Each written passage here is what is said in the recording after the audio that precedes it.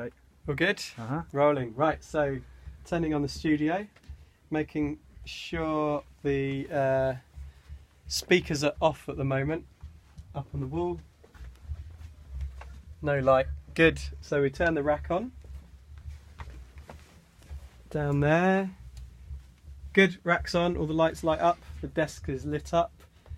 Now we can turn the speakers on. Light comes on, so the speakers are on. And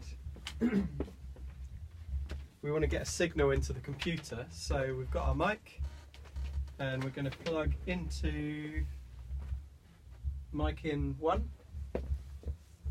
So let's take that. It won't go in any of the others, so mic in 1.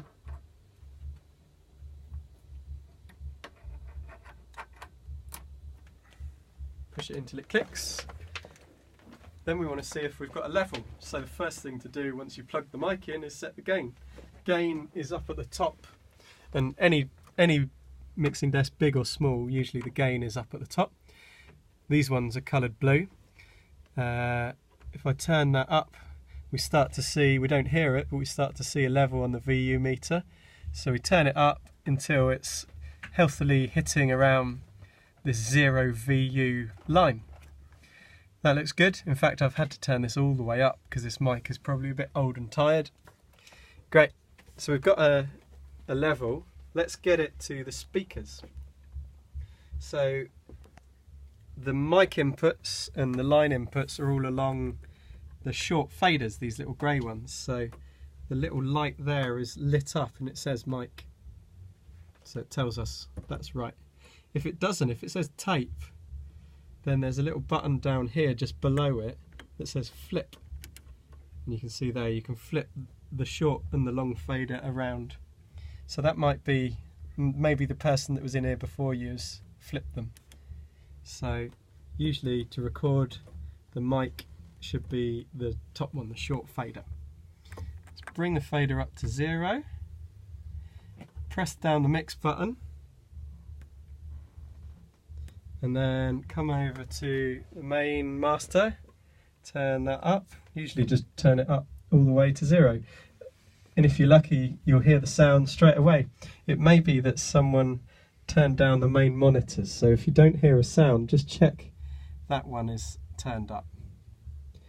Also worth checking where that is, because sometimes people have had it right up, crazy loudness. So as soon as you bring the fader up, it's starts feeding back. Good. We've got a level, we can hear it. Let's route it to the computer. So we use the routing buttons up at the top of the channel, and if we want to route it to input 1 of Logic, let's press number 1. If you wanted to route it to any of the other inputs of Logic, you just route it to the bus that's the same number. So if it's input 3 of Logic, route it to bus 3. If it's in input 12, route it to bus 12. The other thing we need to check, bus 1 to 8 have their own faders.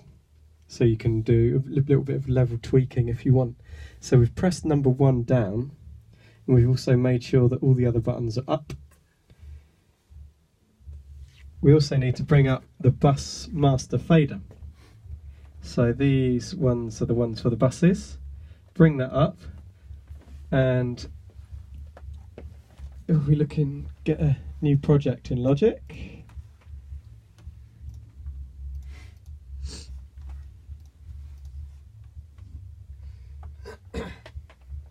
New audio track, input 1, the input and output device are both Avid HDX, all good.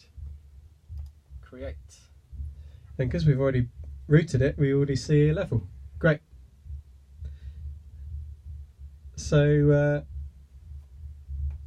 ideally when you're recording, aim the sort of little VU in Logic to be hitting around the middle of the fader there. So as I'm talking there, you can see this little green line is kind of dancing around the middle there. Doesn't matter if it goes over, just means that we've got a nice bit of headroom to play with. If that's going too loudly, you might want to use the bus fader to bring it down a little bit. We won't change any of these faders because we've set them all up, we've optimized them already. So that's all good within the desk, it's just that we want to send less power from the desk into Logic.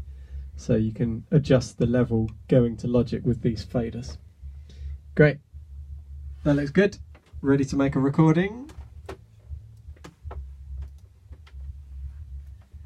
Yeah.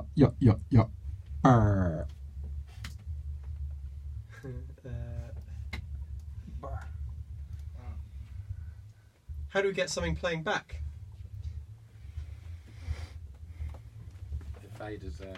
Yeah, exactly. Faders. So, short fader is the inputs from the real world, mics and things like that. Long faders are the tape returns, or the signal from Logic. And by default, Logic sends all of its tracks out of output 1 and 2. So we've got output 1 and 2 come straight here. If we bring them up, and it's stereo, so we want to pan the left to the left and the right to the right. And the mix buttons are also pressed in, because if they're out, we won't hear it.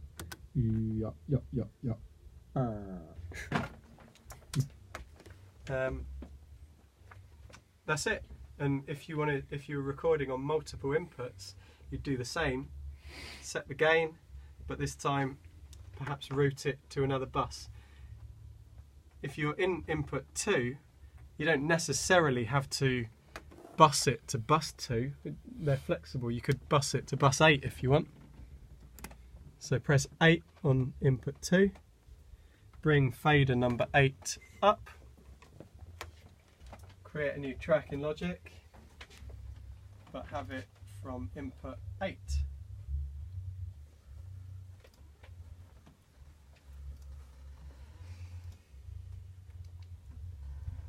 It helps if I actually change that as well.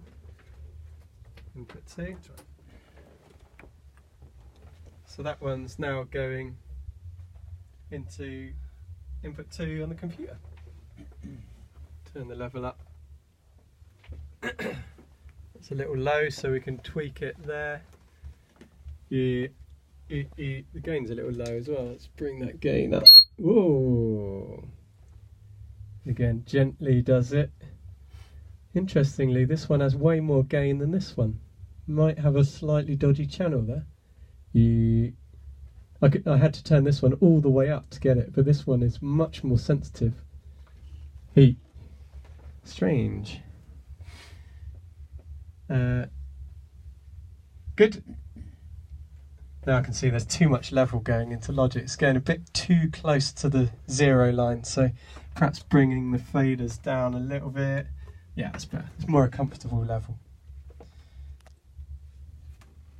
Great.